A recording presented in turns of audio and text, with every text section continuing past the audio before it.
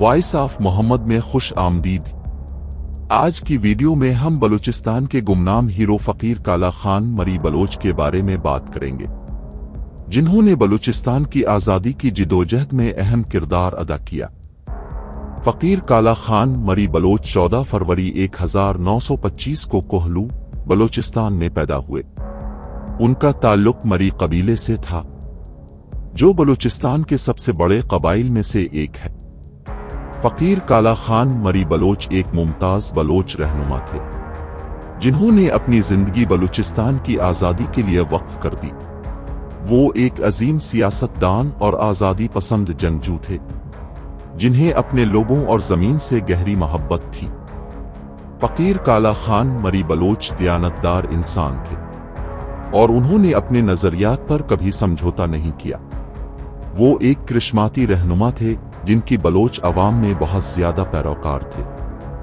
फकीर काला खान मरी बलोच ने बलूचिस्तान की जिदोजहद आज़ादी में नुमाया किरदार अदा किया।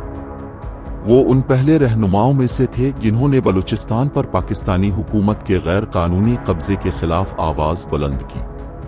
वो अपने सियासी नजरियात की वजह से कई बार कैद हुए, लेकिन उन्होंने बलूचिस्तान की आज़ादी के लिए अपनी जिदोजहद से कभी दस्तबरदार नहीं हुए।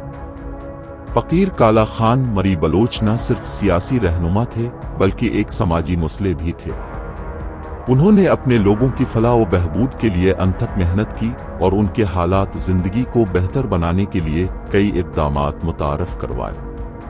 उन्होंने बलूचिस्तान के दूर दराज इलाकों में स्कूल, हस्पताल और दीगर बुनियादी सहूलियात कायम की। फकीर काला खान मरी बलोच 27 नवंबर 1984 को इंतकाल कर गए, लेकिन उनकी मीरास आज भी जिंदा है। उन्हें हमेशा एक अजीम बलोच रहनुमा के तौर पर याद रखा जाएगा, जिन्होंने अपनी जिंदगी अपने लोगों की आज़ादी के लिए वक्फ कर दी। फकीर काला खान मरी बलोच एक सच्चे मुहिब वतन और अजीम बलोच रहनुमा थे, जिन्होंने अपनी आखिरी सांस तक अपने अवाम के हुकूक के लिए जिदोजहद की। इस जैसा निशानाबाज ना पहले कोई पैदा हुआ, ना कोई आइंदा पैदा होगा। फकीर काला खान मरी बलोच सूफी थे।